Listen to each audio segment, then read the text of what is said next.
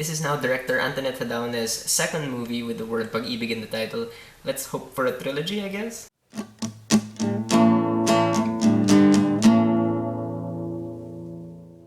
All You Need Is Pag-Ibig is directed by Antoinette Jadaone, written by her and Yoshka Demon, and stars Chris Aquino, Kim Chu, Sian Lim, Jody Santa Maria, Ian Veneracion, and a lot of other people. And All You Need Is Pag-Ibig is pretty much a Filipino version of Love Actually. It's a bunch of intertwined stories about love between people of different ages and backgrounds and stuff. And I am always excited nowadays for stuff that Antoinette Jadaone puts out. I'm a big fan of that thing called Tadhana. I enjoyed Relax It's Just Pag-Ibig very much. I've watched all of her movies except 6 Degrees of Separation with Lilia Contapay, which I really want to see. And I did enjoy watching All You Need Is Pag-Ibig, although it is an extremely uneven and choppy movie. The actors and the heart really keep things watchable. Now visually, this is a very consistent film that never makes you feel like each of these characters is from a different movie altogether. The production design helps with this consistency in that the style of things never gets so varied in different storylines that it gets difficult to believe that all these people exist in the same world. You really buy the fact that they all live in the same place. So it doesn't feel forced when characters cross over into each other's storylines, unlike in Buy Now Die Later, just to use a counterexample. In that movie,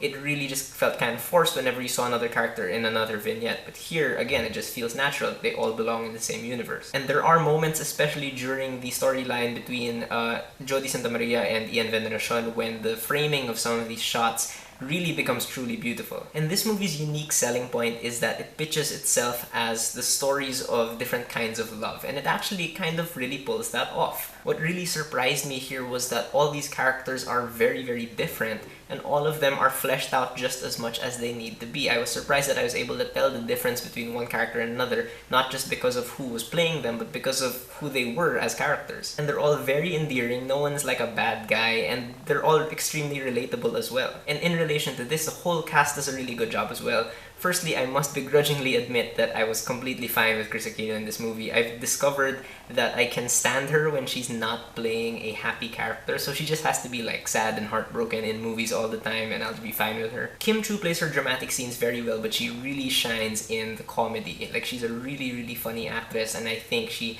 deserves a lot more comedy work because of this side of her, which really makes her character more endearing than the romantic stuff. And Sian Lim really measures up to the task of playing someone who's equally kind of a jerk, but really charming at the same time. And among all the actors here, Jody Santa Maria and Ian Veneracion definitely have the best chemistry. Their storyline, I think, is the most interesting one, it's the most complicated one, and they really pull it off. And it's great to see Pokwang still doing great with dramatic work because she's really talented. And Nova Villa and Ronaldo Valdez have this one storyline as well, and they're instantly affecting, they're instantly, really easy to kind of sympathize with. I mean, even Bimbi is not that bad in this movie, and that's saying something. And pretty much all of Antoinette Jadaone's trademarks are here, including this really cute and kind of silly animated section that happens near the beginning of the movie. But the main issue in this movie that really just kind of dragged everything down for me was just simply there are way too many stories here. And you might say that it works for Love Actually, but I haven't seen Love Actually. And it's not just that there are too many stories, it's the way they're structured is just super uneven,